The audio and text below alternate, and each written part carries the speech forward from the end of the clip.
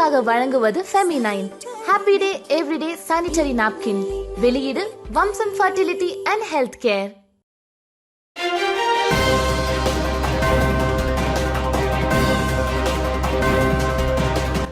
வணக்கம். திசைகளின் 10 மணி செய்திகள். பார்வையற்ற கணவர் தேவராஜு கொலை வழக்கு. இந்திய மாதவுக்கும் அவரின் தம்பிக்கும் 33 ஆண்டுகள் சிறை. சொத்துக்களை அபகரிப்பதற்காக பார்வையற்ற தனது கணவரின் தலையில் சுத்தியலால் அடித்து கொலை செய்த குற்றத்திற்காக ஓர் இந்திய மாதவுக்கும் அவரின் தம்பிக்கும் புத்ராஜயா அப்பீல் நீதிமன்றம் இன்று 33 ஆண்டுகள் சிறை தண்டனை விதித்தது. 48 வயது எஸ் அஞ்சல தேவி மற்றும் அவரின் 44 வயது தம்பியான எஸ் விஜயன் ஆகியோரின் குற்ற தீர்ப்பை நிலைநிறுத்திய அப்பீல் நீதிமன்றம் கடந்த ஆண்டு செப்டம்பர் மாதம் ஷா அலாம் உயர் நீதிமன்றம் விதித்த மரண தண்டனைக்கு பதிலாக 33 ஆண்டு சிறை தண்டனை விதிப்பதாக 3 அடங்கிய நீதிபதிகள் குழுவிற்கு தலைமையேற்ற நீதிபதி ருசிமா கசாலி தமது தீர்ப்பில் தெரிவித்தார். இந்த கொடூர கொலையை சகோதரனும் சகோதரியும் கூட்டாக செய்த போதிலும் 33 ஆண்டுகள் சிறை தண்டனையுடன் அஞ்சல தேவியின் தம்பி விஜயனுக்கு 10 பெறம்படி தண்டனை விதிப்பதாக நீதிபதி குறிப்பிட்டார். கடந்த 2020 ஆண்டு அக்டோபர் மாதம் பிற்பகல் 1 மணி அளவில் காஜாங் கம்போங்பாரு சுங்கைச்சுவாவில் PKNS மலிவு விலை குடியிருப்பு பகுதியில் ஒரு பார்வையற்றவரான 59 வயது ஆர் தேவராஜுவை சுத்தியலால் தலையிலேயே அடித்து கொன்றதாக அவரின் மனைவி அஞ்சல தேவி மற்றும் அவரின் தம்பி விஜயன் ஆகியோர் குற்றம் சாட்டப்பட்டனர். வீட்டில் நிகழ்ந்த கொள்ளை முயற்சியின் போது தனது கணவர் தேவராஜுவை கொள்ளையர்கள் சுத்தியலால் அடித்து கொன்றதாக நாடகமாடிய மனைவி அஞ்சல தேவி பின்னர் அந்த கொலையை தனது தம்பியுடன் கூட்டு சேர்ந்து செய்துள்ளார் என்பது போலீசாரால் கண்டுபிடிக்கப்பட்டது. வாகன போக்குவரத்து சேவையையும் பழைய இரும்பு பொருட்கள் வியாபாரமும் செய்து வந்த தேவராஜுவின் சொத்துக்களை அபகரிப்பதற்காக மனைவி அஞ்சல தேவியும் அவரின் தம்பியுடன் கூட்டாக சேர்ந்து ஈவிரக்கமின்றி இந்த படு பாதகத்தை புரிந்துள்ளனர் என்பது பின்னர் அம்பலமானது.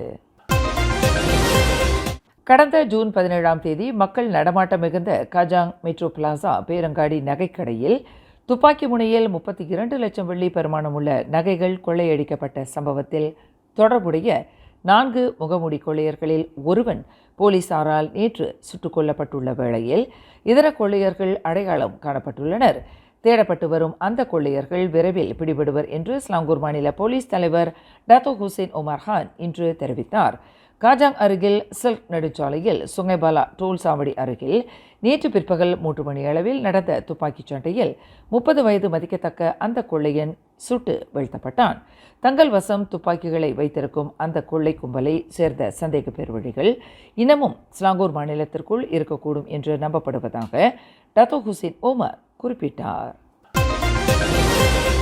வங்காளதேச தொழிலாளர்கள் மலேசியாவிற்கு வேலைக்கு செல்வதை தனக்கு சாதகமாக பயன்படுத்தி கொண்ட அந்நாட்டின் பிரதான விமான நிறுவனமான பீமான் பங்களாதேஷ் ஏர்லைன்ஸ் கடந்த மே மாதமே டிக்கெட் விலையை கண்மூடித்தனமாக உயர்த்தியிருப்பது அம்பலமாகியுள்ளது. விமானத்தின் டிக்கெட் விலையை செயற்கையாக உயர்த்தி குறிப்பிட்ட பயண நிறுவனங்களுக்கு மட்டும் இருக்கைகளை பீமான் பங்களாதேஷ் ஏர்லைன்ஸ் ஒதுக்கி கொடுத்ததாக வங்காளதேசத்தின் முன்னணி நாளேடு செய்தி வெளியிட்டுள்ளது. கடந்த ஏப்ரல் 15ஆம் தேதி முதல் மே 31ஆம் தேதி வரை டாக்காவிலிருந்து கோலாலம்பூருக்கு செல்லும் விமானத்தின் சிக்கன வகுப்பில் 773 மலேசிய ரிங்கிட்டாக இருந்த விமான டிக்கெட் விலை 2782 மலேசிய ரிங்கிட்டாக பீமான் பங்களாதேஷ் ஏர்லைன்ஸ் உயர்த்தியதாக அந்த நாளேடு கூறுகிறது. வங்காளதேச தொழிலாளர்கள் மலேசியாவிற்கு அனுப்பப்படுவதற்கு விதிக்கப்பட்ட காலக்கெடு மே 31ஆம் தேதியுடன் முடிவடைகிறது என்பதால் விமானங்களுக்கான டிக்கெட் விலையை பீமான் பங்களாதேஷ் ஏர்லைன்ஸ் அசாதாரணமாக உயர்த்தியது என்பது தெரியவந்துள்ளது. வரும் சனிக்கிழமை நடைபெறவிருக்கும் கிளாந்தான் குவாமுசாங் நாடாளுமன்ற தொகுதிக்கு உட்பட்ட நங்கிரி சட்டமன்ற தேர்தலில் ஒராங் அஸ்லி வாக்காளர்களை கவர்வதற்காக அவர்களுக்கு மதுபானம் விநியோகிக்கப்பட்டதாக கூறப்படும் குற்றச்சாட்டை கிளாந்தான் மாநில பாஸ் கட்சியின் இளைஞர் பிரிவு வன்மையாக மறுத்துள்ளது. அது அடிப்படையற்ற குற்றச்சாட்டு என்றும் இந்த குற்றச்சாட்டை எதிர்த்து போலீசில் புகார் செய்யப்பட்டுள்ளதாகவும் அதன் தலைவர் முகமது கமல் முகமது தெரிவித்தார். பாஸ் கட்சியின் நற்பெயருக்கு களங்கத்தை ஏற்படுத்தும் வகையில் சமூக வலைதளங்களில் இப்படி ஒரு தவறான பிரச்சாரம் கட்டவிழ்க்கப்பட்டுள்ளதாக அவர் குற்றம் சாட்டினார். கோலாலம்பூர் மாநகர் மன்றத்தின் புதிய டத்தோ பண்டாராக டத்து ஸ்ரீ படுக்க டாக்டர் மைமுனா முகமது ஷாரிஃப் நியமிக்கப்பட்டுள்ளார். ஐநாவின் மனித குடியேற்ற திட்டத்தின் நிர்வாக இயக்குநராக பதவி உறுதிமொழி எடுத்துக்கொண்டவரான முதலாவது ஆசிய பெண்மணி டாக்டர் மைமுனா மாநகர் மன்ற டத்தோ பண்டார் கமருல் ஜமான் மட்சலீவிற்கு பதிலாக நியமிக்கப்பட்டுள்ளார்.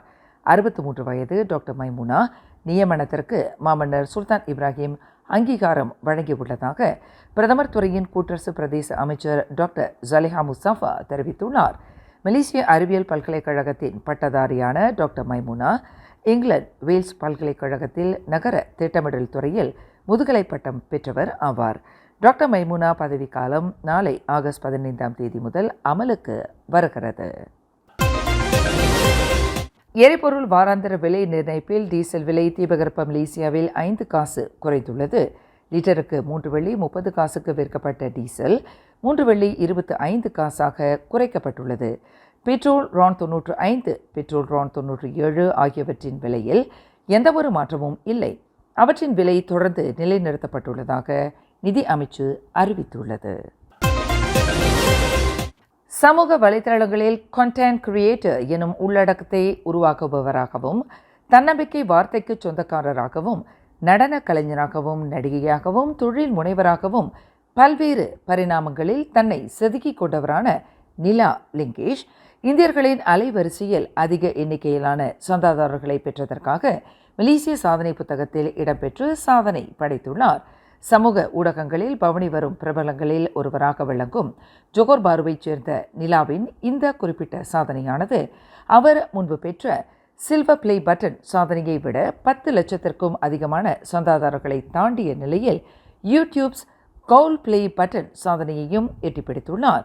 நிலாவின் இந்த சாதனை குறித்து அவரிடம் வினவிய போது சமூக ஊடகங்களில் தன்னம்பிக்கை தரும் உற்சாக மிகுந்த பேச்சுக்களில் தொடங்கி குட்டி கதைகள் வரை பகிர்ந்து கொண்டதில் பார்வையாளர்களின் பரவலான அங்கீகாரத்தை குறிப்பாக யூடியூப் அலைவரிசையின் வாயிலாக பெற்றேன் என்று மிகுந்த தன்னடக்கத்துடன் குறிப்பிட்டார். இந்தியாவில் டிக்டாக் தடை செய்யப்பட்டதிலிருந்து அங்குள்ள எனது ரசிகர்களுக்கு யூடியூப் மூலமாக பேசியிருக்கிறேன். உள்ளடக்கத்தை பதிவேற்றம் செய்திருக்கிறேன். யூடியூப் குறும்படங்கள் எனது ரசிகர்களின் அமோக வரவேற்பை பெற்றது. அது எனக்கு வியப்பை தந்தது. என்னுடைய உள்ளடக்கத்தை வரவேற்று ரசித்து வருகின்ற அவர்களுக்கு இன்றும் நன்றி பெருக்குடன் இருக்கிறேன் என்று நிலா விவரித்தார். நிலா என்ற ஒரு மலேசிய பெண் சமூக ஊடகத்தில் 10 லட்சத்திற்கும் அதிகமான சந்தாதாரர்களை பெற்றிருப்பது என்பது ஒரு குறுகிய சாதனை அல்ல, அபாரமானதாகும், அசாத்தியமானதாகும். நிலாவின் இந்த சாதனைக்கும் வெற்றிக்கும் அவரது ரசிகர்கள், குடும்பத்தினர் மற்றும் அவரின் கணவரின் பங்களிப்பும் ஆதரவும் அளப்பரியதாகும் என்பது மறுப்பதற்கில்லை. மலேசிய சோசியலிச கட்சியான PSM-இனால் ஏற்பாடு செய்யப்பட்ட அமைதி பேரணியில் அக்கட்சியின் உறுப்பினரின் மனைவி கலந்து கொள்ளவில்லை என்ற போதிலும் அவர் போலீஸ் விசாரணைக்கு அழைக்கப்பட்டுள்ளதாக அக்கட்சியின் துணைத் தலைவர் அருட்செல்வன் தெரிவித்தார். PSM கட்சியின் உறுப்பினர் விஜயகாந்தி ராமசாமியின் துணைவியார் ராஜேஸ்வரி இன்று மாலையில் புத்ராஜயாவில் உள்ள போலீஸ் தலைமையகத்தில் ஆஜரானதாக அருட்செல்வன் குறிப்பிட்டார். விசாரணையின் போது PSM வழக்கறிஞர் சசிதேவன் ஆஜராகினார். அதே வேளையில் ராஜேஸ்வரியின் கணவர் விஜயகாந்தியின் கைபேசி பறிக்கப்பட்டதாக அருட்செல்வன் தெரிவித்தார். பினாங்கு, ஜார்ஜ் டவுன், லபோஸ்டூலியா மற்றும் லவ்லேன் பகுதியில் சாலைகளில் மேஜைகளும் நாற்காலிகளும் போடப்பட்டு போக்குவரத்துக்கு இடையூறு விளைவித்ததாக கூறப்படும் 9 உணவக மற்றும் மதுபான விடுதி நடத்துனர்களுக்கு எதிராக பினாங்கு மாநகர் மன்றம் கடும் நடவடிக்கையை எடுத்துள்ளது. நேற்றிரவு 8:30 மணியளவில் அப்பகுதியில் அமலாக்க நடவடிக்கையில் ஈடுபட்ட அதிகாரிகள் அந்த உணவகங்கள் மற்றும் மதுபான விடுதிகளுக்கு சொந்தமான மேஜைகள், நாற்காலிகள் மற்றும் இதர தளவாடங்களை வாரிச் சென்றுள்ளனர். சம்பந்தப்பட்ட வர்த்தக நடத்துனர்களுக்கு பலமுறை எச்சரிக்கை விடுத்தும் சம்மன் வழங்கப்பட்டும் அவற்றை பொருட்படுத்தாமல் பிடிவாதத்துடன் செயல்பட்ட காரணத்தினால் அவர்களின் உடைமைகள் பறிமுதல் செய்யப்பட்டதாக அமலாக்க இயக்குனர் நொராஸ்ரீன் முராஸ்லான் ஆங் தெரிவித்தார். வீடொன்று தீப்பிடித்துக் கொண்டதில் தீயின் ஜுவாலைக்கு மத்தியில் தப்பிக்க இயலாமல் இளைஞர் ஒருவர் கருகிமாண்டார்.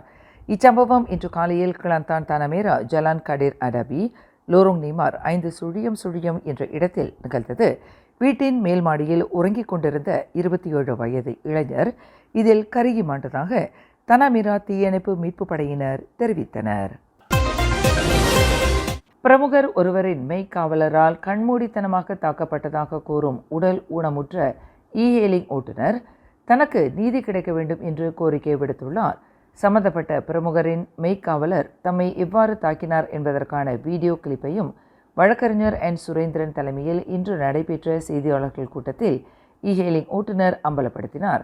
கோலாலம்பூரில் உள்ள ஒரு முன்னணி ஹோட்டலில் நடந்ததாக கூறப்படும் இச்சம்பவம் குறித்து சம்பந்தப்பட்ட நபருக்கு எதிராக நடவடிக்கை எடுக்கப்படாதது பெரும் ஏமாற்றத்தை அளிக்கிறது என்று 48 வயதுடைய ஆங் இங் கியோங் என்ற அந்த இ-ஹெயிலிங் ஓட்டுநர் கண்ணீருடன் கூறினார். தனது தாயாருடன் ஏற்பட்ட வாக்குவாதத்தில் தலையிட்டதாக கூறி தனது அத்தையை கத்திரிக்கோலினால் குத்தி கொலை செய்ததாக கூறப்படும் 43 வயதுடைய ஆடவரை 7 நாட்களுக்கு தடுப்பு காவலில் வைப்பதற்கு போலீசார் நீதிமன்ற ஆணையை பெற்றுள்ளனர். நேற்று காலை 11 மணி அளவில் பினாங்கு கபாலாபாத்தாஸ் பகாண்டாராட் குலோம்புபுவில் உள்ள ஒரு வீட்டில் நிகழ்ந்த இந்த சம்பவத்தில் 80 வயது மூதாட்டி உயிரிழந்தார். அந்த சந்தேக பேர்வழியின் 70 வயது தாயார் கடும் காயங்களுக்கு ஆளாகி மருத்துவமனையில் சேர்க்கப்பட்டுள்ளார். அந்த நபர் தற்போது குற்றவியல் சட்டம் 302 பிரிவின் கீழ் தடுத்து வைக்கப்பட்டு விசாரணை செய்யப்பட்டு வருவதாக சுபரங்பிராய் உத்தாரா மாவட்ட துணை போலீஸ் தலைவர் சூப்பரிண்டென்டென்ட் எம் தர்மலிங்கம் தெரிவித்தார். மேலும் செய்திகளை தெரிந்து கொள்ள கீழே இருக்கும் பெல் பட்டனை அழுத்துங்கள். உங்கள் மகிழ்ச்சியை வெளிப்படுத்த லைக் மற்றும் ஷேர் செய்யுங்கள்.